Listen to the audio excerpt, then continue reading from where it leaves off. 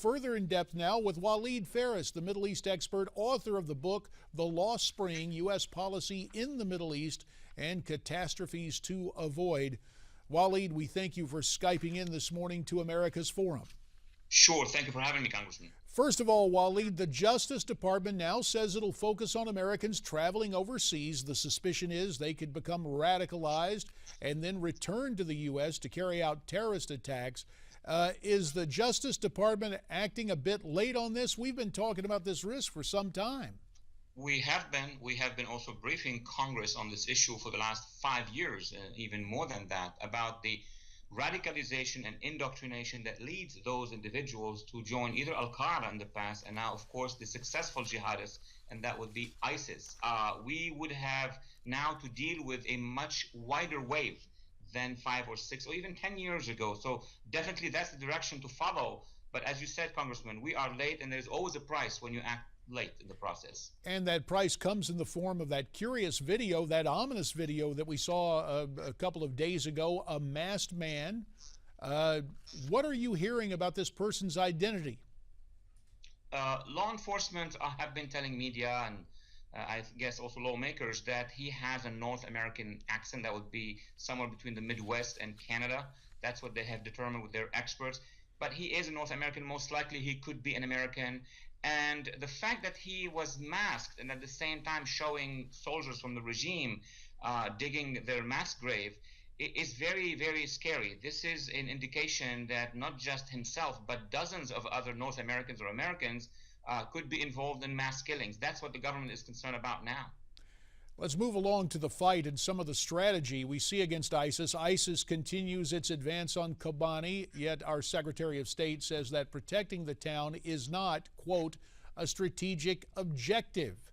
When the people there hear that from our government, how do you think that plays? That means if you translate that statement into it's not a strategic objective to defend Kobani, it means that if ISIS takes that city, there will going to be an ethnic cleansing followed by a massacre.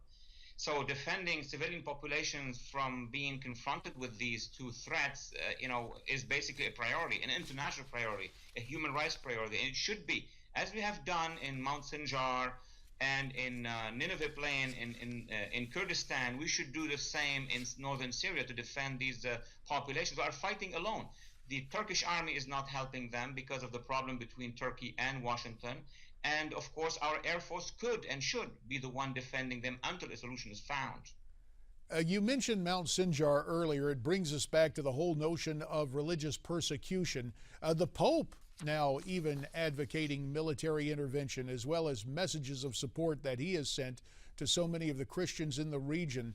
The persecution of Christians, Yazidis, and others, what can you tell us this morning?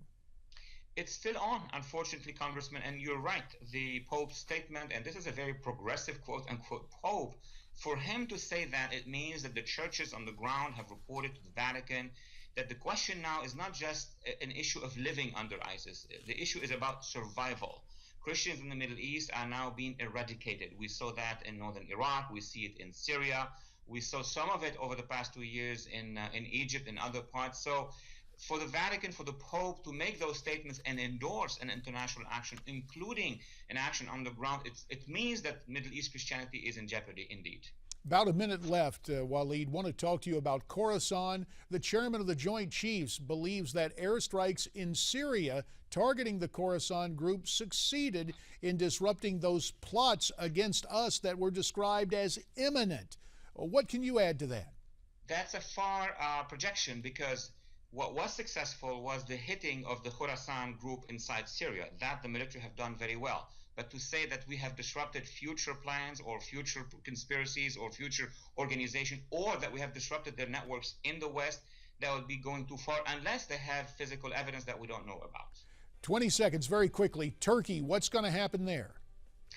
The Kurds inside Turkey are now demonstrating. It's going to create a mass crisis for the Erdogan government. So the government in Turkey will have to make a choice: either have a crisis to deal with on the inside of Turkey or take action to save the Kurds of Syria.